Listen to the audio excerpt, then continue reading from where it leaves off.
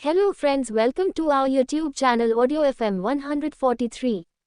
Rawat mention. Divyansh तुरंत वहां से जाने लगा। चेरी ने जल्दी से उसका हाथ पकड़कर उसे रोक लिया। दिव्यांश ने पलटकर उसकी तरफ देखा और दांत पीसते हुए बोला, आइंदा मेरी इजाजत के बिना मुझे हाथ मत लगाना। चेरी भी झट से बोली, लगाऊंगी। आपकी इजाजत के बिना भी मैं आपको हाथ लगाऊंगी और एक पेंडिंग चीज और है जो मुझे करनी है और आप मुझे रोक नहीं सकते। उसकी बात पर दिव्यांश के चेहरे पर सवालिया एक्सप्रेशंस आ गए थे। वो कुछ समझता उससे पहले ही चेरी अब सीधा उसके सीने से लग चुकी थी। जब से दिव्यांश को होश आया था और उसे सब कुछ याद आया था, तब से ही चेरी इस पल के लिए तड़प रही थी। वो दिव्यांश के सीने से लगना चाहती थी लेकिन उसे मौका ही नहीं मिल रहा था और अब दिव्यांश के हाथ हवा में उठे हुए थे। एक पल के लिए उसका दिल जोरों से धड़क उठा था। उसकी आंखों के सामने वो सारे पाल चलने लगे थे जो उसने चेरी के साथ बिताए थे बचपन से लेकर अब तक। अगर उसके दिल में कड़वाहट भरी यादें थी तो वो पल भी थे जिनमें वो चेरी के साथ हंसा था, मुस्कुराया था। उसने चेरी को प्यार किया था और चेरी ने भी अपना सब कुछ उस पर लुटाया था। वो जानता था कि चेरी ने उससे दूर जाने का फैसला गलत लिया, लेकिन इसका मतलब ये नहीं कि चेरी ने कभी उससे प्यार नहीं किया था। जो कुछ उसने चेरी के साथ किया वो सब चेरी ने हंसते मुस्कुराते हुए बर्दाश्त किया था। वो ये बात भी भूल नहीं सकता था, लेकिन फिर आखिर में उसे वही दिन याद आया जब चेरी उसे छोड़कर चली गई थी। इस वक्त चेरी उसके सीने से लगी इंतजार कर रही थी कि कब दिव्यांश अपने दोनों हाथ उसकी पीठ पर रखे, लेकिन फिर दिव्यांश ने अपने दोनों हाथ अब उसके कंधों पर रखे और एक झटके से उसे खुद से दूर कर दिया। चेरी पीछे की तरफ लड़खड़ा गई। पीछे ही बेड था तो वो सीधा बेड पर गिरी। गिरने के डर से उसने अपना हाथ आगे की तरफ बढ़ा दिया था। वो दिव्यांश का हाथ पकड़ना चाहती थी लेकिन दिव्यांश ने अपना हाथ उसकी तरफ नहीं बढ़ाया था। वो गुस्से भरी नजरों से चेरी की तरफ देखते हुए बोला, मैंने तुम्हें वार्निंग दी कि मेरी इजाजत के बिना हाथ भी मत लगाना, लेकिन तुम तो इतनी बेशर्म निकली कि सीधा मेरे सीने से ही लग गई। लेकिन अब मैं सच में तुम्हें आखिरी वार्निंग दे रहा हूँ मिस चेरी की, मुझसे दूर रहो। आइंदा अगर तुम मेरी इजाजत के बिना मेरे करीब भी आई तो अच्छा नहीं होगा। ये बोलते हुए उसकी आंखें बेहद डेंजरस लग रही थी। चेरी जल्दी से बोली, आप गलतफहमी में हैं एवोकाडो। दिव्यांश जो वहां से जाने वाला था उसके मुंह से एवोकाडो सुनकर उसके कदम एक बार फिर से रुक गए थे। चेरी अब हल्का सा मुस्कुराकर बोली, मेरा नाम मिस चेरी नहीं मिसेज चेरी रावत है। बेहतर होगा आप मुझे मेरे सही नाम से बुलाए। वो क्या है ना, मुझे मेरे गलत नाम से कोई बुलाए मुझे अच्छा नहीं लगता। दिव्यांश का चेहरा गुस्से से कांप रहा था। अब वो तुरंत वहां से चला गया और चेरी अभी भी मुस्कुरा रही थी। बेशक से दिव्यांश ने उसे अपने सीने से नहीं लगाया, उसे अपनी बाहों में नहीं कसा, लेकिन चेरी ने उसकी बढ़ती हुई धड़कनों को महसूस किया था। वो हल्का सा मुस्कुराते हुए बोली, अगर आपको मुझसे फर्क नहीं पड़ता तो आप यहाँ भी नहीं आते एवोकाडो। आप बचपन में भी ऐसे थे, फिर बड़े हुए तब भी ऐसे, और अब भी बिल्कुल ऐसे ही है। मन में कुछ और, चेहरे पर कुछ और, जुबान पर कुछ और, आंखों में कुछ और। आपको समझना सच में बहुत मुश्किल है।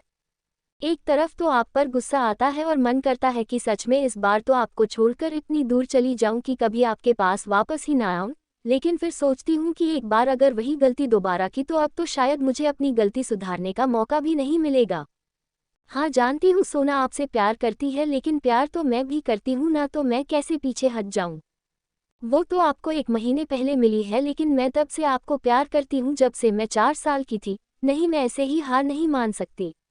दूरियां तो हमारे बीच बहुत बार आई है, लेकिन अब इन दूरियों को मुझे नज़दीकियों में बदलना है। मुझे मेरा एवोकाडो वापस चाहिए। लड़ाई नहीं करूंगी किसी से, लेकिन अपना हक भी नहीं छोड़ूंगी। मुझे और किसी से कोई प्रॉब्लम नहीं है, कोई नाराजगी नहीं, कोई गिला शिकवा नहीं, लेकिन प्यार आपसे है तो अब हर लड़ाई आपसे ही होगी। ये बोलते हुए वो इस वक्त काफ़ी कुछ सोच रही थी। वहीं दूसरी तरफ दिव्यांश रूम में वापस आया। सोना ने अपने कपड़े चेंज कर लिए थे। अब वो काफ़ी फ्रेश लग रही थी। दिव्यांश को देखते हुए वो मुस्कुराए और बोली, मिल आए अपनी रेड से। उसकी बात सुनकर दिव्यांश की आईब्रो ऊपर की तरफ उठ गई। उसके एक्सप्रेशन देखकर सोना की मुस्कुराहट और भी ज्यादा लंबी हो गई। वो उसके बिल्कुल सामने आकर खड़ी हुई और बोली, मैंने तो यूं ही अंधेरे में तीर छोड़ा था, मुझे क्या पता था ठिकाने पर जाकर लगेगा। पहले मुझे लगा शायद आप सच में किसी इम्पोर्टेंट काम के लिए बाहर गए होंगे, लेकिन फिर सोचा कि दिव्यांश रावत के लिए उसकी रेड से ज्यादा इम्पोर्टेंट क्या ही हो सकता है। तो ये बताए, इतने वक्त के बाद पहली मुलाकात कैसी रही। दिल जोरों से धड़का ना। उसके सवाल पर दिव्यांश को वो पल याद आ गया था जहां चेरी उसके सीने से लगी थी और सच में उसका दिल जोरों से धड़क उठा था। वो दूसरे ही पल अपना चेहरा नामे हिलाते हुए बोला, बिल्कुल भी नहीं। ऐसा वैसा कुछ नहीं हुआ। हाँ, मैं उससे मिलने जरूर गया था, लेकिन अपनी धड़कनों को बढ़ाने नहीं बल्कि उसकी गलतफहमी दूर करने, जो मैंने कर दी। और तुम ये मुझे उसका नाम चिढ़ा क्या रही हो? पहली बात तो उसका नाम रेड नहीं है, उसका नाम चेरी है, तो उसे चेरी नाम से बुलाओ। और दूसरी बात, अब मेरी शादी तुमसे होने वाली है तो मुझे दूसरी लड़कियों के साथ इमेजिन करना बंद करो। सोना ने उसके दिल पर अपना हाथ रखा और मुस्कुराते हुए बोली, चेरी। दिव्यांश की हार्ट बीट नॉर्मल चल रही थी, लेकिन जैसे ही सोना ने चेरी कहा उसकी वो हार्ट बीट थोड़ी तेज हो गई और अब सोना एक बार फिर से मुस्कुराते हुए बोली, रेड। दिव्यांश की हार्ट बीट अब और भी ज्यादा तेज हो गई। सोना हंसते हुए बोली, वैसे तो मैं डॉक्टर हूँ, लेकिन मैंने कभी सिर्फ नाम लेने से धड़कनों का इतना तेज होना कम होना नहीं देखा। मानना पड़ेगा आपकी रेड को, बेशक से वो आपके पास हो या ना हो, लेकिन आपकी धड़कनों को बढ़ाने का दम रखती है। दिव्यांश अब गुस्से से बोला, मतलब तुम ऐसे नहीं मानोगी? सोना ने तुरंत अब अपने कान पकड़ लिए और बोली, अच्छा अच्छा सॉरी, अब मैं कुछ नहीं कहूंगी, लेकिन आप मुझे ये बताएं कि आप तो मुझे कॉफ़ी डेट पर लेकर जाने वाले थे ना? तो उस कॉफ़ी डेट का क्या हुआ? अब मैं घर पर बैठी बैठी चाय पी लूं या फिर आप मुझे कॉफ़ी डेट पर लेकर चलेंगे? दिव्यांश ने अपने सिर पर अपना हाथ रखा और बोला, वो तो मैं भूल ही गया था। तुम बस मुझे 2 मिनट दो, मैं अपनी ये शर्ट चेंज कर लूं, फिर चलते हैं। ये बोलकर वो क्लोजेट की तरफ बढ़ने लगा। सोना ने उसका हाथ पकड़कर उसे रोका और बोली, नहीं, आप पर यही शर्ट अच्छी लग रही है दिव्यांश, इसलिए आप यही शर्ट पहन कर चलिए। ये बोलते हुए वो उसे बाहर की तरफ लेकर बढ़ गई थी। दिव्यांश हैरानी से उसकी तरफ देख रहा था। ऐसा भी कुछ खास नहीं था उस शर्ट में, सिवाय इस बात से कि कितने दिनों बाद चेरी ने उसे हक किया था और उस वक्त उसने ये शर्ट पहनी हुई थी। लेकिन फिलहाल अब वो सोना के साथ सीढ़ियां उतरते हुए नीचे की तरफ आ रहा था। सोना की नजरें धरा को ढूंढ रही थी, तभी उसे सामने धरा नजर आई जो मिश्री से कुछ बात कर रही थी। सोना ने उसकी तरफ देखते हुए कुछ इशारा किया तो धरा ने अपनी पलकें झपका दी और सोना अब सीधा दिव्यांश के साथ बाहर चली गई। दिव्यांश ने भी ना ही किसी और की तरफ देखा था और ना ही किसी और से बात करने की कोशिश की। उनके जाने के तकरीबन 5 मिनट बाद ही चेरी सीढ़ियां उतरते हुए नीचे की तरफ आए। उसने एक नज़र धरा की तरफ देखा। धरा ने उसे देखते ही मुंह बनाया और अपना चेहरा दूसरी तरफ घुमा लिया और अब चेरी भी चुपचाप बाहर की तरफ आ गई। बाहर आते ही वो गाड़ी में बैठी और उसने ड्राइवर को ब्लू कॉफ़ी कैफ़े लेकर जाने के लिए कहा। वो जानती थी कि दिव्यांश सोना को लेकर वहीं पर जाएगा। वो दिव्यांश का फेवरेट कैफ़े था या वहाँ की कॉफ़ी उसे बहुत ज़्यादा पसंद थी। बेशक से चेरी से तो उसे अभी नफरत हो गई थी, लेकिन बाकी की पसंद तो अभी भी उसकी पहले वाली थी। तकरीबन 20 मिनट बाद दिव्यांश और सोना कैफ़े में पहुंच चुके थे। सोना के हाथ में रेड रोज था जिसे वो गोल गोल घुमा रही थी। इस रेड रोज को लेने के चक्कर में वो थोड़े से लेट हो गए थे और अब दिव्यांश सोना को लेकर अंदर आया तो उसकी नज़र सामने की तरफ गई जहां पर चेरी ऑलरेडी एक लड़के के साथ बैठी थी। उसे देखते ही दिव्यांश के चेहरे पर गुस्सा झलकने लगा था। चेरी को किसी और लड़के के साथ इमेजिन करना भी उसके लिए उसके सबसे बड़े नाइटमेयर में से एक था। बेशक से उसकी मेमोरी वापस आ गई थी और वो ठीक हो गया था, लेकिन वो डिसऑर्डर जो उसे पहले था वो अभी भी था और अब चेरी को किसी और के साथ देखते ही एक बार फिर से उसे बहुत अजीब सा फील होने लगा था। उसके चेहरे पर भी काफ़ी पसीना उभरने लगा था। सोना ने उसके हाथों की तरफ देखा जहां उसने अपनी मुठ्ठियां कस ली थी। सोना ने दिव्यांश के हाथों की तरफ देखा जहां उसने अपनी मुठ्ठियां कस ली थी। वो उसकी तरफ देखते हुए बोली, मुझे लगता है हमें इस कैफ़े में नहीं बैठना चाहिए। यहाँ तो चेरी ऑलरेडी किसी और के साथ बैठी है। मुझे तो लगा था कि चेरी आपसे बहुत प्यार करती है, लेकिन ये क्या बात हुई? आज ही आप ठीक हुए हो, आज ही आपने उसे हम दोनों की शादी का फैसला सुनाया है। मैं यहाँ पर उसके लिए बढ़ती हुई आपकी धड़कनों को गिन रही थी और वो किसी और के साथ कॉफ़ी पी रही है। खैर, अब क्या ही कह सकते हैं। चलिए दिव्यांश, हम यहाँ से चलते हैं, हम कहीं और जाकर कॉफ़ी पियेंगे। ये बोलकर वो बाहर की तरफ जाने लगी। उसके चेहरे पर इस वक्त काफ़ी नर्वसनेस सी नजर आ रही थी। तभी दिव्यांश ने उसका हाथ कसकर पकड़ा और बोला, क्यों? हम यहाँ से क्यों जाएंगे? हम यहीं पर बैठकर कॉफ़ी पियेंगे, ये मेरा फेवरेट कैफ़े है। मुझे सिर्फ यही की कॉफ़ी पसंद है और किसी और के लिए मैं अपना मूड क्यों स्पॉइल करूं? ये हमारी पहली कॉफ़ी डेट है, मैं इसे बर्बाद नहीं होने दूंगा, फिर बेशक से कोई कुछ भी क्यों ना करे। ये बोलते हुए वो खुद को तो नॉर्मल करने की कोशिश कर ही रहा था। अब वो सोना को लेकर भी आगे बढ़ चुका था।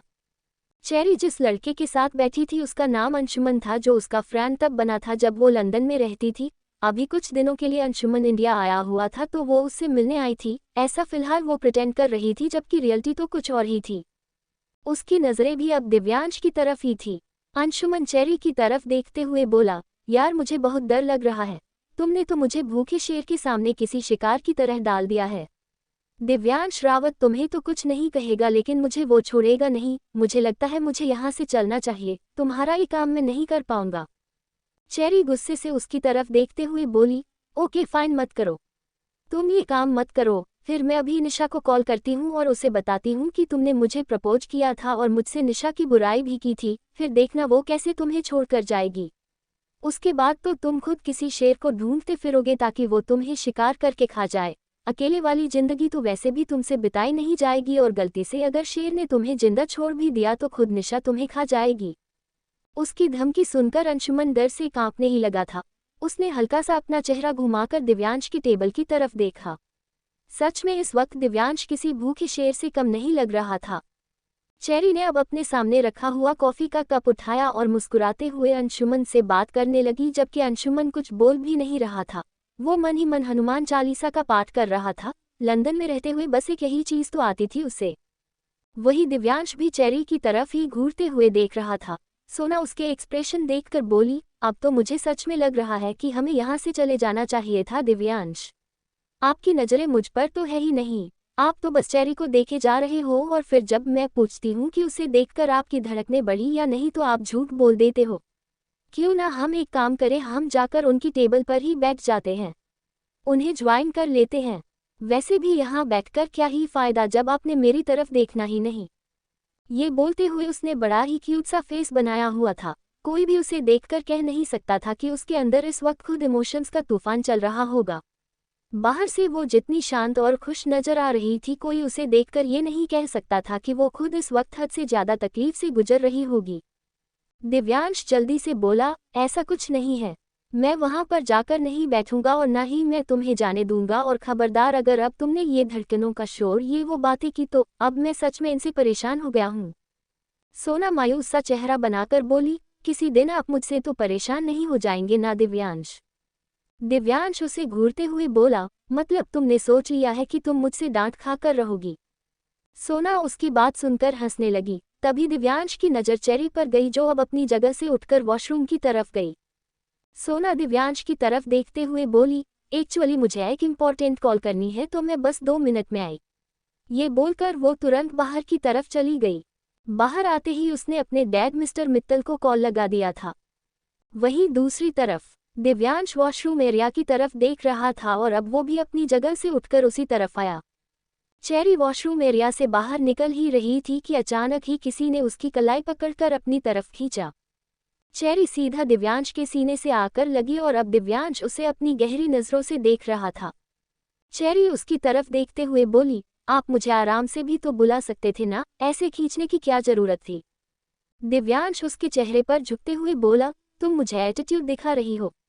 अभी आधा घंटा पहले तुम मेरे सामने गिड़गिड़ा रही थी प्यार के वास्ते और ना जाने क्या क्या बोल रही थी, और अब तुम मेरे सामने ऐसे प्रिटेंड कर रही हो जैसे मैं तुम्हारे पीछे हूँ और तुम मुझसे परेशान।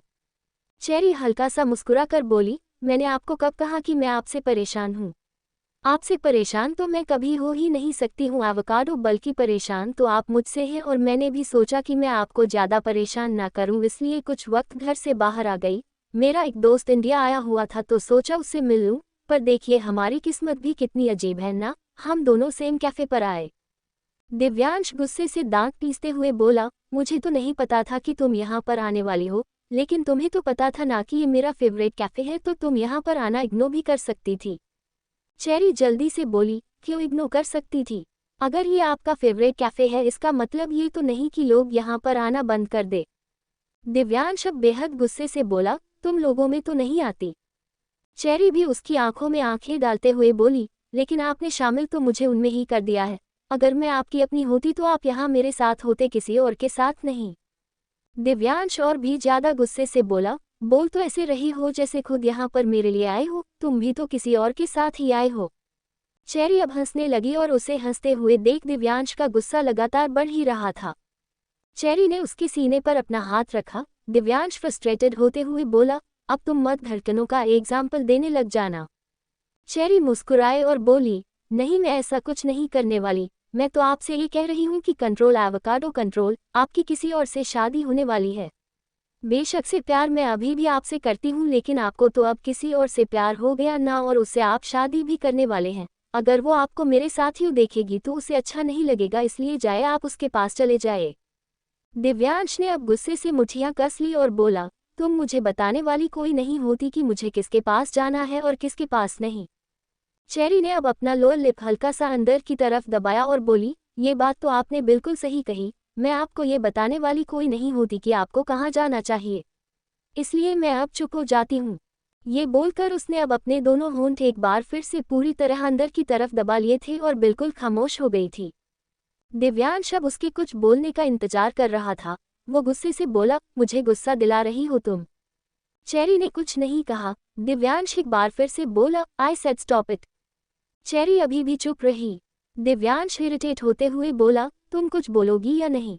चेरी ने अब अपना चेहरा नामे हिलाया और अपने होठों के सामने अपनी उंगलियां कुछ इस तरह से की जैसे जिप बंद कर रही हो।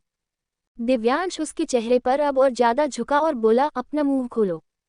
चेरी ने एक बार फिर से अपना चेहरा नामे हिला दिया। इस बार दिव्यांश भी बेहद गुस्से से बोला, मैं भी देखता हूं तुम अपना मुंह कैसे नहीं खोलती। ये बोलकर अब उसने उसका चेहरा पूरी तरह से अपने हाथों में जकड़ लिया था और अगले ही पल अपनी टंग को बाहर निकालते हुए उसने चेरी के होठों की तरफ पुश करना शुरू कर दिया। चेरी ने अपना पूरा जोर लगाते हुए अपने होठों को बंद किया हुआ था, लेकिन दिव्यांश इतना ज्यादा पावरफुल था कि वो खुद को रोक ही नहीं पा रही थी और उसके होंठ धीरे धीरे खुल रहे थे।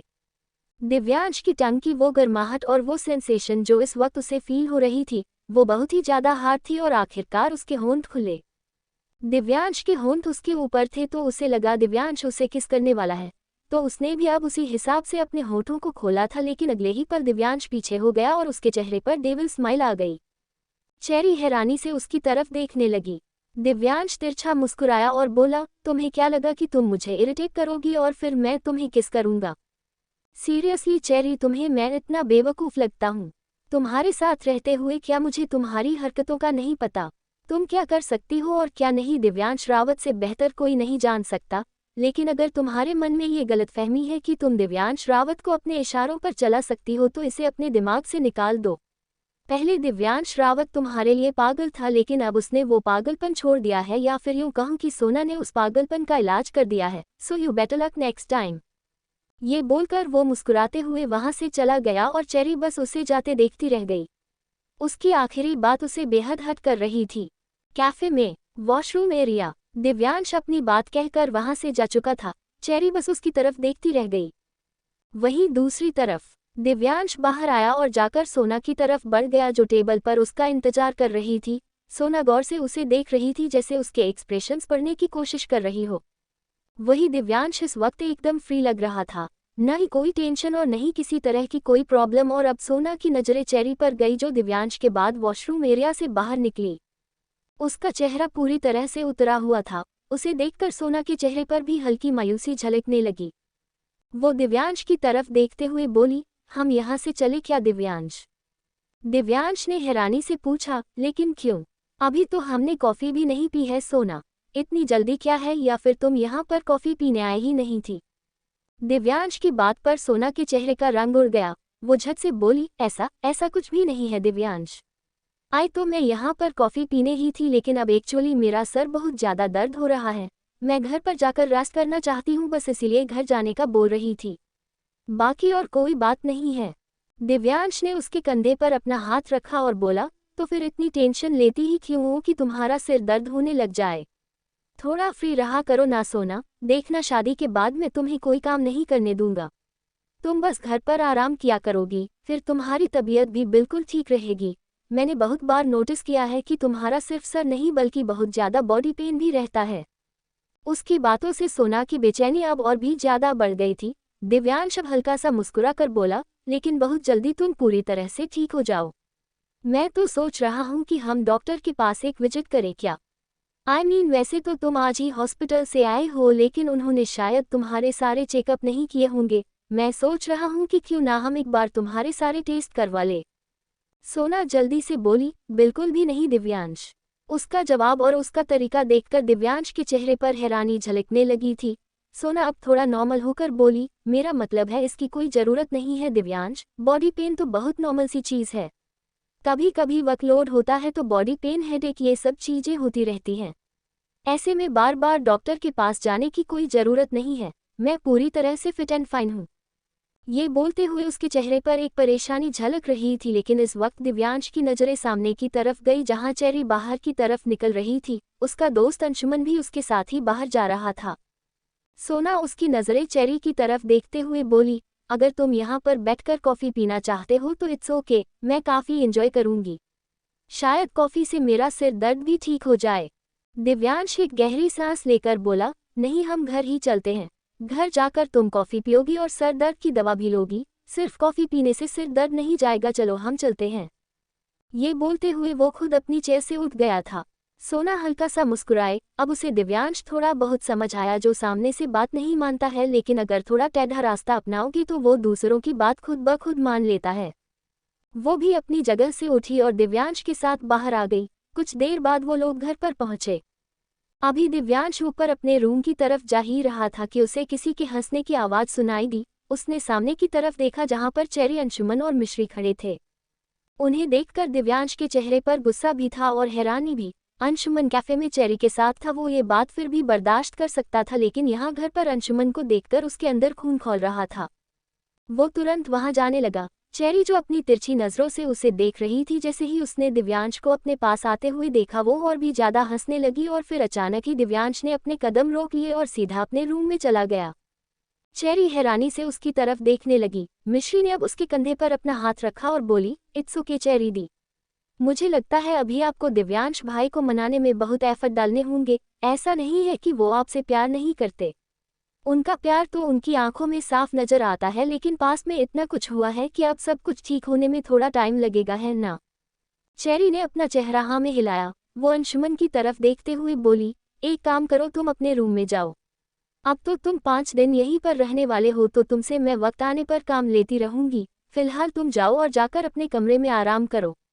अंशुमन मुंह बनाते हुए बोला, यार कहाँ फंस गया मैं। ये बोलते हुए वो अपने रूम में चला गया था, जो कुछ देर पहले ही एक सर्वेंट ने उसके लिए रेडी करवाया था। वहीं दूसरी तरफ मिश्री भी वहां से जाने लगी। चेरी ने उसका हाथ पकड़कर उसे रोका और बोली, मेरे और दिव्यांश के बीच तो सब कुछ ठीक हो जाएगा। पहले भी हम दोनों के बीच बहुत प्रॉब्लम्स आ चुकी है, लेकिन कहीं ना कहीं हम साथ थे और इन फ्यूचर भी हम साथ हो जाएंगे मिश्री। लेकिन तुम्हारा और ध्रुवांश का क्या? मुझे पता है पिछले 1 महीने से तुम यहाँ नहीं रह रही। तुम ध्रुवांश से ब्रेकअप कर चुकी हो, लेकिन उसके आगे क्या? क्या अब तुम अपनी जिंदगी में आगे नहीं बढ़ोगी? तुमने क्या सोचा है? मिश्री हल्का सा मुस्कुराए और बोली, मैंने अभी कुछ भी नहीं सोचा है चेरी दी। एक बार का धोखा ही इतना बड़ा था कि उसे हैंडल करने में थोड़ा टाइम लग रहा है।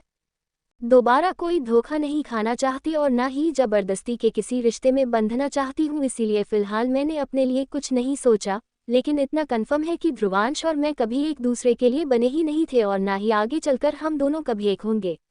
मैं ना उनसे प्यार करती हूँ और ना ही कभी करूँगी, और उनका तो सबको पता ही है, वो तो प्यार करने वाले इंसान ही नहीं। ये बोलते हुए उसकी आंखों में नमी तैर गई थी और अब वो तुरंत अपने रूम में चली गई, जबकि ध्रुवांश जो सीढ़ियाँ उतर रहा था उसने चेरी और मिश्री की बात सुनी थी। पूरे दिन बाद अब जाकर उसे ढंग से होश आया था। अब जाकर वो थोड़ी नॉर्मल हालत में हुआ था। वो सीधा चेरी के सामने आकर खड़ा हुआ। चेरी ने उसे देखा तो वो भी हैरान हुई। पूरे 1 महीने बाद वो उसे देख रही थी। ध्रुवांश उसकी तरफ देखते हुए बोला, वैसे तो मुझे आपसे बहुत शिकायतें थी, लेकिन इतना भी जानता हूँ कि अगर आप वापस आ गई है चेरी दी तो अब वापस से सब कुछ ठीक भी हो जाएगा। आई होप आपके और दिव्यांश भाई के बीच जो भी प्रॉब्लम्स है वो सारी जल्दी सॉल्व हो जाए। मैं चलता हूँ, मुझे भाई से मिलना है। ये बोलकर वो भी सीढ़ियाँ चढ़ते हुए दिव्यांश के रूम की तरफ चला गया। चेरी उसे जाते हुए देख रही थी। वो अब खुद से ही बोली, मुझे तुम इतने बदले बदले क्यों लग रहे हो ध्रुवांश? इतना नॉर्मल होकर बात करना, ये तुम्हारा तरीका तो नहीं। कहीं तुम भी बदलने तो नहीं लगे? और इस बदलाव के पीछे कहीं मिश्री ही तो नहीं? अगर ऐसा है तो मैं तुम दोनों के लिए खुश हूँ, लेकिन फिक्र मुझे इस बात की है कि तुम दोनों एक दूसरे को समझ तो पाओगे ना। मिश्री की आंखों में तो तुम्हारे लिए प्यार मुझे हमेशा से नजर आया, लेकिन क्या तुम अब सच में मिश्री के लिए कुछ फील करते हो? ये बोलते हुए वो खुद से ही सवाल किए जा रही थी। मिश्री और ध्रुवांश के बारे में सोचते हुए वो इतना ज्यादा खो गई थी कि उसे अपना तो ख्याल ही नहीं रहा कि उसे भी दिव्यांश के पीछे पीछे उसके रूम में जाना है। पहले दिव्यांश उसके पीछे आता रहता था और अब ये काम चेरी ने अपने कंधों पर संभाला हुआ था, लेकिन फिलहाल ध्रुवांश दिव्यांश के रूम में था तो वो सीधा किचन की तरफ बढ़ गई। उसके चेहरे पर एक हल्की सी नॉटी स्माइल थी। वहीं दूसरी तरफ ध्रुवांश दिव्यांश के गले लगा हुआ था। दिव्यांश ने उसकी पीठ पर अपना हाथ रखा और बोला, आई होप तुमने पिछले 1 महीने में ऐसी कोई प्रॉब्लम क्रिएट नहीं की होगी जो आगे चलकर तुम्हें और भी ज्यादा प्रॉब्लम दे। ध्रुवांश अब उससे अलग हुआ और बोला, मुझे खुद नहीं पता भाई मैंने क्या किया है और क्या नहीं, लेकिन इतना जरूर पता है कि मुझे आगे क्या करना है। दिव्यांश उसकी तरफ देखते हुए बोला, मिश्री बहुत मासूम है और बहुत अच्छी भी, उसका दिल मत दुखाओ। ध्रुवांश तुरंत बोला, ये बात मैं चेरी दी के लिए भी तो बोल सकता हूँ ना। दिव्यांश अब थोड़े सर्द लहजे में बोला, मेरे और चेरी के बीच बोलने का हक किसी को भी नहीं है। ध्रुवांश हल्का सा मुस्कुराया और बोला, ये बात मैं आपको नहीं बोल सकता क्योंकि मेरे और मिश्री में आप बोल सकते हैं, लेकिन मैं आपसे रिक्वेस्ट जरूर करूंगा कि अब मैं अपना रिलेशन खुद संभाल लूंगा। आपको बीच में आने की जरूरत नहीं है। मिश्री के साथ मैंने गलत किया है, लेकिन मुझे सच में नहीं पता था कि वान्या ने मुझसे इतना बड़ा झूठ बोला था। अगर पता होता तो शायद ये सब चीजें इतनी ज्यादा खराब नहीं होती, पर मैं पूरी कोशिश करूंगा कि अब सब कुछ संभाल सकूं। उसकी बात सुनकर दिव्यांश ने बस उसका कंधा थपथपाया और फिर ध्रुवांश वहां से चला गया। उसके जाने के बाद दिव्यांश ने अपनी क्लोजेट से अपना लैपटॉप निकाला जो यूं ही उसकी क्लोजेट में रखा था। पूरा 1 महीना हो गया था लेकिन किसी ने उसे इस्तेमाल नहीं किया था और अब दिव्यांश उस पर अपना काम कर रहा था। वो शेयर मार्केट में अपने शेयर्स देख रहा था। अपने साथ साथ उसने व्योम और ध्रुवांश के भी सारे शेयर्स चेक किए और फिर तकरीबन 1 घंटा यूं ही बीत गया। उसने अब लैपटॉप ऑफ किया और फिर अपने रूम से बाहर निकलने लगा, लेकिन तभी अचानक से उसके रूम का दरवाजा खुला और चेरी अंदर की तरफ आई। दिव्यांश ने अपना लैपटॉप ऑफ किया और फिर अपने रूम से बाहर निकलने लगा, लेकिन तभी अचानक से उसके रूम का दरवाजा खुला और चेरी अंदर की तरफ आई। उसका आना दिव्यांश को ज्यादा हैरान करने वाला नहीं था, लेकिन जिस तरह से चेरी बड़ी ही अदा से चलते हुए अंदर की तरफ आए, दिव्यांश को इस चीज पर हैरानी हो रही थी। और वो यूं ही नहीं चल रही थी, बल्कि उसके हाथ में एक प्लेट थी जिसमें उसने चॉकलेट पैनकेक रखे हुए थे और उन पर चॉकलेट भी भर भर कर स्प्रेड की हुई थी और उस चॉकलेट को अपनी उंगलियों से लिक करते हुए ही वो अंदर की तरफ आ रही थी। दिव्यांश के चेहरे पर हल्का गुस्सा झलकने लगा था क्योंकि वो जानता था कि चेरी के इरादे क्या है। जैसे ही चेरी अंदर की तरफ आए, दिव्यांश उसकी तरफ देखते हुए बोला, तुम्हारे अंदर बेसिक मैनर्स भी नहीं है क्या? ऐसे किसी के रूम में नहीं जाते। चेरी तुरंत बोली, आप शायद भूल रहे हैं एवोकाडो कि ये सिर्फ आपका रूम नहीं है, ये मेरा भी रूम है।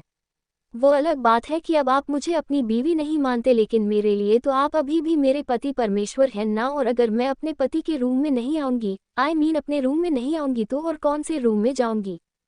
दिव्यांश गुस्से से बोला, मुझे तुम्हारी बकवास सुनने में कोई इंटरेस्ट नहीं है। चेरी अब सीधा बेड पर बैठ गई। दिव्यांश एक बार फिर से बोला, निकलो यहाँ से, मुझे मेरे रूम में तुम नहीं चाहिए हो। रावत मेंशन में और बहुत सारे रूम हैं, तुम्हें जिस रूम में जाना है तुम जा सकती हो, लेकिन मेरे रूम में नहीं। वो बोलता रह गया और चेरी ने अब अपनी उंगलियों से वो चॉकलेट और भी ज्यादा लिक करना शुरू कर दिया। और सिर्फ इतना ही नहीं, वो जानबूझकर अपनी उंगलियों से वो चॉकलेट अपने होठों पर इधर उधर फैला रही थी और बाद में अपनी टंग निकालते हुए उसे क्लीन भी कर रही थी। उसकी इस हरकत पर दिव्यांश को अजीब सा फील होने लगा था। बेशक से वो फिलहाल चेरी से नाराज था, लेकिन चेरी की उस हरकत को देखकर उसे हर वो पल याद आने लगा था जो उसने चेरी के साथ बिताया था। उन दोनों के बीच कोई एक आधी बार इंटीमेसी तो हुई नहीं थी, ना जाने कितनी बार वो दोनों इंटीमेट हुए थे और अब वो सब कुछ दिव्यांश की आंखों के सामने घूम रहा था। चेरी ने अब प्लेट बेड पर रखी और दिव्यांश के करीब आई। वो उसकी तरफ देखते हुए बोली, क्या हुआ? आप एकदम से चुप क्यों हो गए? ये बोलते हुए उसने अपना मुंह पूरा खोला और फिर अपनी टंग को अपनी फिंगर पर रखते हुए पूरा नीचे से ऊपर लिक किया। वो चॉकलेट अब उसके होठों पर पूरी तरह से फैली हुई थी। दिव्यांश अपनी गहरी नजरों से उसे देख रहा था। चेरी एक बार फिर से बोली, क्या हुआ? बताए ना दिव्यांश, क्या हुआ? आप चुप क्यों? उसकी बात पूरी होती उससे पहले ही दिव्यांश ने अचानक ही अपना हाथ उसकी गर्दन पर रखा और उसे धकेलते हुए पीछे दीवार पर ले गया। एक बार पहले भी दिव्यांश ऐसा कर चुका था और अब एक बार फिर से उन दोनों के बीच वही नजारा था, लेकिन चेरी को देखना था कि अब वो खुद को कंट्रोल कर पाता है नहीं। वही दिव्यांश कुछ पल तो उसे अपनी गहरी नजरों से देखता रहा और फिर अचानक ही उसके चेहरे पर झुका और अगले ही पल उसके होठों ने चेरी के होठों को पूरी तरह से अपने कब्जे में ले लिया था। वो चॉकलेट जो चेरी के होठों पर फैली हुई थी, अब वो सारी दिव्यांश के मुंह के अंदर जा चुकी थी और अभी भी दिव्यांश ने उसे छोड़ा नहीं था। वो लगातार उसके होठों को लिक कर रहा था। वो उसके मुंह के अंदर ना ही अपनी टंग डाल रहा था और ना ही अपने लिप्स को उसके लिप्स के साथ उलझा रहा था। वो बस उसके लिप्स को सक कर रहा था। चेरी के चेहरे पर तिरछी मुस्कुराहट थी। यही तो वो दिव्यांश से चाहती थी और बेशक से दिव्यांश ने गुस्से में दिया, लेकिन वो दे दिया था जो चेरी को उससे चाहिए था। उसने भी अपना हाथ दिव्यांश के सिर पर रखा और उसके बालों में उंगलियां चलाने लगी। वो चाहती थी कि दिव्यांश उसे किस करे, बिल्कुल वैसे ही जैसे वो हमेशा करता था, इसलिए उसने अपने होठों को हल्का सा खोला, लेकिन जैसे ही उसने अपने होंठ खोले दिव्यांश ने एक झटके से उसे छोड़ दिया और हौंफते हुए सांस लेने लगा। चेरी चुपचाप उसकी तरफ देख रही थी। इतने में ही दिव्यांश ने उसके होठों को एकदम गुलाबी कर दिया था। उसे अपने लिप्स बहुत सॉफ्ट महसूस हो रहे थे। दिव्यांश अब उसकी तरफ देखते हुए बोला, ये जो तुम हरकत कर रही हो ना, बंद कर दो चेरी, वरना तुम बहुत पछताओगी। तुम्हारी इन हरकतों से कोई फर्क नहीं पड़ने वाला। सोना से शादी तो मैं करके ही रहूंगा। ये सब हरकतें करके तुम खुद के लिए ही प्रॉब्लम क्रिएट कर रही हो। बाद में तुम ही रोती फिरोगी कि दिव्यांश रावत ने तुम्हारे साथ ये किया वो किया और फिर तुम्हें छोड़ दिया। वैसे भी दूसरों पर ब्लेम करना तुम्हें बहुत अच्छा लगता है। ये बोलकर वो कुछ पल अपनी गहरी नजरों से चेरी को देखता रहा और फिर तुरंत वहां से चला गया। चेरी उसे जाते हुए देख रही थी। वो मुस्कुराए और बोली, आप मुझे क्या ही इस्तेमाल करके छोड़ेंगे दिव्यांश? अब तो मैं खुद इस्तेमाल होना चाहती हूँ। अब तो बेशक से आप कुछ भी कहिए, लेकिन मैं तो आपसे दूर नहीं रहने वाली। अगर लगती हूँ बेशर्म तो बेशक से लगूं। अपने ही पति के साथ हरकतें कर रही हूँ, किसी और की तरफ तो वैसे भी मैं देख नहीं सकती। आप मेरी जान जो ले लेंगे। उफ, आपका ये एटीट्यूड, एवोकाडो खुद मुझे कहीं जाने भी नहीं देंगे और जब पास आती हूँ तो मिर्ची सी भी आपको ही लगती है। ये बोलते हुए उसके चेहरे पर बड़ी ही इंटेंस स्माइल थी। तकरीबन 3 घंटे अब यूं ही बीत गए और रात के लगभग से 9 बज गए थे। दिन का टाइम हो चला था। मिश्री हॉल में खड़ी थी और अपने पर्स में अपना सामान देख रही थी कि उसने सब कुछ डाल तो लिया ना। अब तो रावत मेंशन में ऑलमोस्ट सब कुछ ठीक हो चुका था। दिव्यांश वापस लौट आया था। उसे सब कुछ याद आ गया था। चेरी भी आ चुकी थी और वहां पर सोना भी सब कुछ संभालने के लिए थी, तो अब मिश्री अपने घर जाना चाहती थी। ऐसा नहीं था कि वो धरा की केयरटेकर बनकर जॉब नहीं करने वाली थी, लेकिन फिलहाल वो कुछ दिनों का लीव लेने का सोच रही थी। तभी धरा अपने रूम से निकली। वो मिश्री की तरफ देखते हुए बोली, तुमने अपने हाथ में पर्स क्यों ले रखा है? मिश्री हल्का सा मुस्कुराए और बोली, वो एक्चुअली स्ट्रॉबेरी, मैं घर जाने का सोच रही थी। काफी दिन हो गए हैं मैं घर नहीं गई हूँ। अब काफी दिनों से मैं लगातार अपनी ड्यूटी भी कर रही हूँ तो थोड़ा थक गई हूँ। अब मैं थोड़ा रेस्ट करना चाहती हूँ, तो क्या मुझे 4-5 दिन की लीव मिल सकती है? उसकी बात सुनकर ही धरा का चेहरा मायूस हो गया था। वो मिश्री को वहां से जाते हुए नहीं देख सकती थी। ऐसा नहीं था कि 4-5 दिन अगर मिश्री नहीं आएगी तो कोई तूफान आ जाने वाला था, लेकिन जब उसके पास कोई नहीं था तो सिर्फ मिश्री थी और मिश्री ने उसे जिस तरह से संभाला था, उसे मिश्री से एक अलग अटैचमेंट हो गई थी और अब उसके बिना उसका दिल नहीं लगने वाला था। उसकी मायूसी देखकर मिश्री उसके पास आए और उसका हाथ पकड़कर बोली, सिर्फ 4-5 दिनों की बात है स्ट्रॉबेरी, उसके बाद तो मैं काम पर आऊंगी ना। रात को तो नहीं, लेकिन दिन में तो मैं आपके साथ रहूंगी ना। आई प्रॉमिस, तब मैं पूरा 1 महीना बिना किसी लीव के काम करूंगी। धरा ने उसके गाल पर अपना हाथ रखा और बोली, तुम्हारी बहुत याद आएगी और हाँ, मुझे मेरी दवाएं याद नहीं रहती, इसलिए टाइम टाइम पर कॉल करती रहना और दवाएं याद दिलाती रहना। अभी वो बोल ही रही थी कि ध्रुवांश अंदर की तरफ आया और बोला, ऐसा तो तब होगा ना जब मिश्री को लीव मिलेगी। फिलहाल मिश्री कोई लीव नहीं ले सकती क्योंकि रावत मेंशन में शादी है। शादी में सभी सर्वेंट। ये बोलते हुए उसे खुद को अजीब लग रहा था, लेकिन उसे कुछ समझ नहीं आ रहा था कि वो इस जगह पर कौन सा शब्द इस्तेमाल करे। वो मैनिपुलेटिव बिल्कुल भी नहीं था। मिश्री हैरानी से उसकी तरफ देख रही थी। ध्रुवांश अपनी बात पूरी करते हुए बोला, जब तक शादी नहीं हो जाती तब तक तुम्हें आना पड़ेगा, वरना तुम्हें बाद में भी इस जॉब पर आने की कोई ज़रूरत नहीं है। मैं मॉम के लिए कोई और केयरटेकर देख लूँगा। उसकी बात सुनकर मिश्री हैरान रह गई थी। आज सुबह उसे लगा शायद ध्रुवांश बदल गया है। उसके दिल में उसके लिए फीलिंग है, लेकिन अब एक बार फिर से ध्रुवांश ने उसे गलत प्रूफ कर दिया था। उसने धरा की तरफ देखा। धरा गुस्से से ध्रुवांश की तरफ देखते हुए बोली, मुझे तुम्हारी केयरटेकर की कोई ज़रूरत नहीं है। अगर मिश्री यहाँ नहीं आ सकती तो मैं खुद का ख्याल खुद ही रख लूंगी, न मुझे तुम्हारी जरूरत है और न ही तुम्हारी लाई हुई केयरटेकर की। उन दोनों को यूं देखकर मिश्री ने जल्दी से धरा का हाथ कसकर पकड़ा और बोली, आप प्लीज इनसे बहस मत कीजिए स्ट्रॉबेरी, मैं लीव नहीं लूंगी। मेरे लिए ये जॉब इम्पॉर्टेंट नहीं है लेकिन आप बहुत इम्पॉर्टेंट है। आपको अगर जरा सी भी तकलीफ हुई तो मैं खुद को माफ नहीं कर पाऊंगी और जानती हूँ कि जैसा ख्याल मैं आपका रख सकती हूँ वैसे कोई नहीं रख सकता, इसलिए मैं कोई लीव नहीं लूंगी और साथ ही मैं दिव्यांश भाई और सोना की शादी की तैयारी में भी आपकी हेल्प करूंगी। उसकी बात पर धरा हैरान रह गई थी। अब वो ध्रुवांश की तरफ एक बार फिर से देख रही थी लेकिन गुस्से से नहीं बल्कि अजीब सी नजरों से। बेशक से ध्रुवांश ने की तो बदतमीजी लेकिन मिश्री लीव नहीं ले रही थी, इस बात पर वो खुश भी हो रही थी।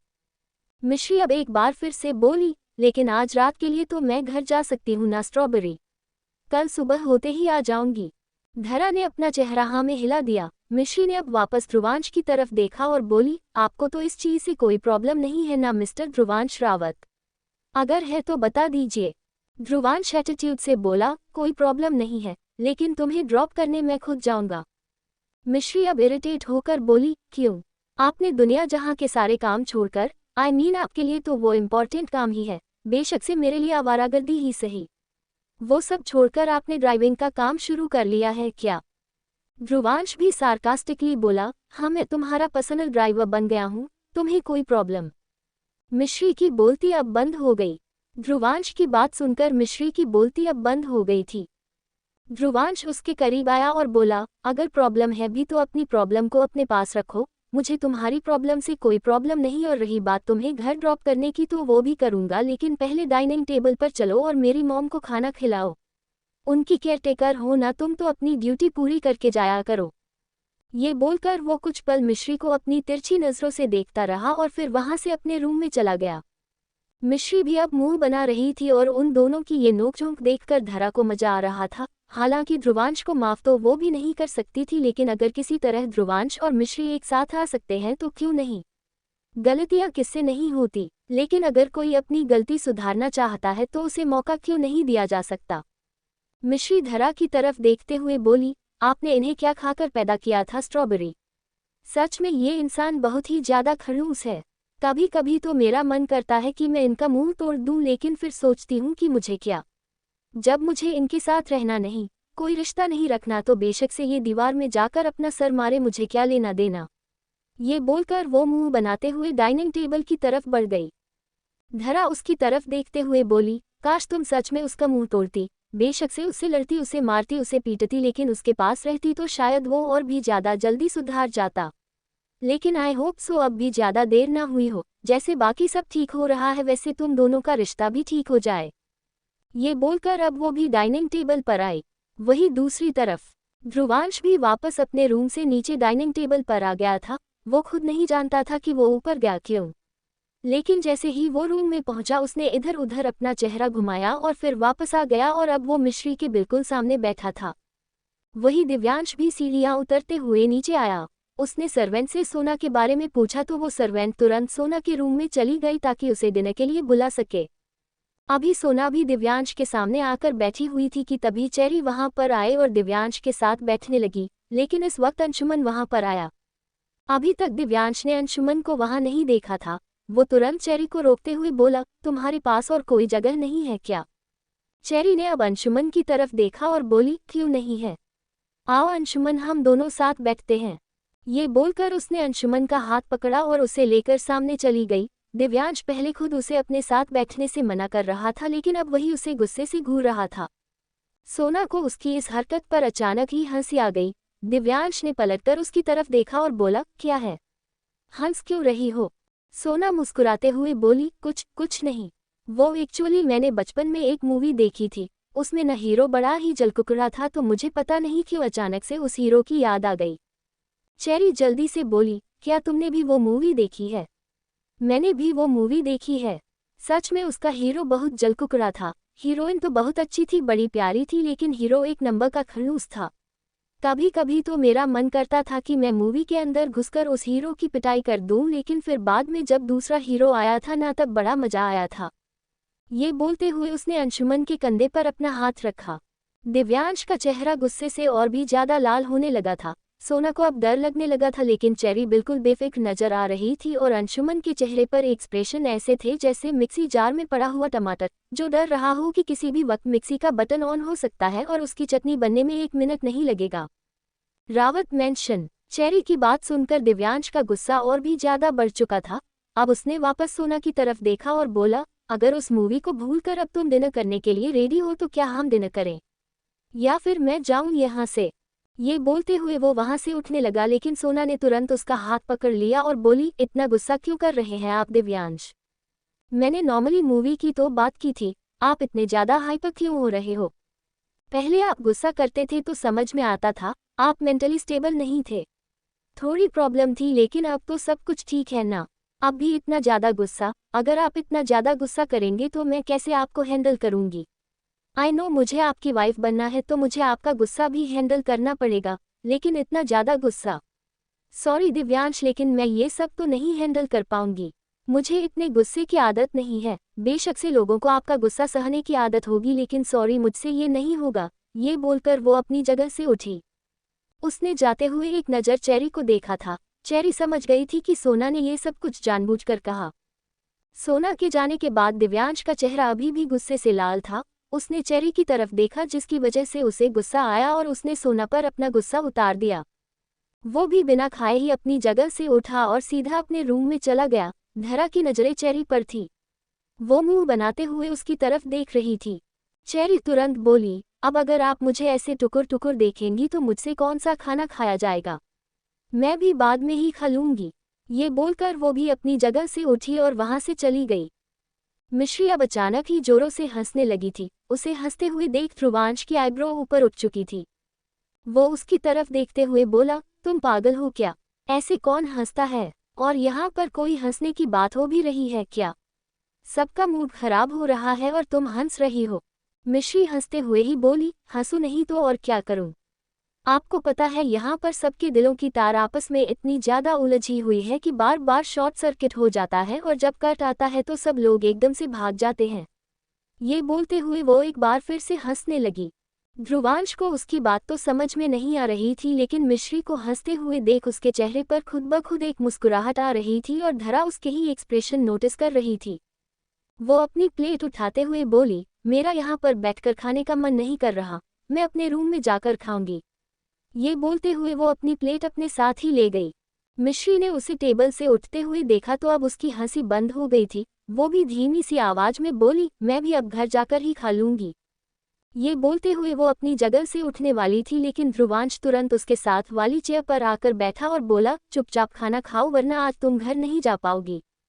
मिश्री हैरानी से बोली, क्यों नहीं जा पाऊंगी? मुझे मेरे घर जाना है और आप मुझे जबरदस्ती यहाँ पर काम करने के लिए तो बोल सकते हैं, लेकिन खाना खाने के लिए नहीं। ये मेरी जॉब में कहीं भी लिखा नहीं हुआ, मुझे यहाँ पर नहीं खाना मतलब नहीं खाना। उसकी बात पर ध्रुवांश ने उसकी प्लेट अपनी तरफ घुमाई और बोला, मैं भी देखता हूँ तुम कैसे नहीं खाती। जब तक खाओगी नहीं तब तक घर भी नहीं जा पाओगी, और अगर ज्यादा नखरे करोगी तो अभी इसी वक्त यहाँ से उठाऊंगा और सीधा अपने रूम में ले जाऊंगा। उसकी बात पर मिश्री भी गुस्से से बोली, मुझे बात बात पर धमकी देना बंद कीजिए, डरती नहीं हूँ मैं आपसे। अपना ये डराना धमकाना उनके साथ कीजिएगा जो आपसे डरती होंगी। अगर आपने मुझे ज्यादा परेशान किया ना तो मैं आपकी शिकायत। ये बोलते बोलते वो रुक गई थी क्योंकि ध्रुवांश की आईब्रो ऊपर की तरफ उठ चुकी थी। मिश्री की सांसों ने गहरा होना शुरू कर दिया था। अब वो तुरंत अपनी जगह से उठी और बाहर दरवाजे की तरफ बढ़ गई। ध्रुवांश भी तुरंत अपनी जगह से खड़ा हुआ और उसके पीछे पीछे चलने लगा। मिश्री बाहर की तरफ जा रही थी, लेकिन अचानक ही ध्रुवांश ने उसका हाथ पकड़कर उसे रोका और दीवार से लगा दिया। मिश्री अपना हाथ छुड़ाने हुए बोली, छोड़िए मुझे। ध्रुवांश उसकी आंखों में आंखें डालते हुए बोला, नहीं छोड़ूंगा। मिश्री ने जबरदस्ती अपना हाथ खींचने की कोशिश की, लेकिन ध्रुवांश ने उसका हाथ बहुत ज्यादा कसकर पकड़ा हुआ था। अब वो उसके चेहरे के बिल्कुल करीब हुआ और बोला, मेरी शिकायत तुम किससे करोगी? मिश्री ने अपना चेहरा दूसरी तरफ घुमाया और बोली, जब करूंगी तो आपको पता चल जाएगा। ध्रुवांश ने अब अपना दूसरा हाथ उसकी कमर पर रखा और बोला, लेकिन मुझे तो अभी जानना है। मिश्री ने अपने दूसरे हाथ से उसका हाथ अपनी कमर पर से हटाया और बोली, मुझे टच मत कीजिए। ध्रुवांश एक बार फिर से बोला, नहीं करूंगा। पहले बताओ मेरी शिकायत तुम किससे करोगी? मिश्री गुस्से से दांत पिसते हुए बोली, मतलब आप अपनी हरकतों से बाज नहीं आएंगे। ध्रुवांश तिरछा मुस्कुराया और बोला, जब तुम मेरी शिकायत लगाने का सोच ही रही हो तो मुझे अपनी हरकतों को कंट्रोल करने की जरूरत ही क्या है। अब तो मैं जो चाहूं वो कर सकता हूं। ये बोलकर अब उसने मिश्री को तुरंत अपनी गोद में उठा लिया। मिश्री की आंखें बड़ी हो गई।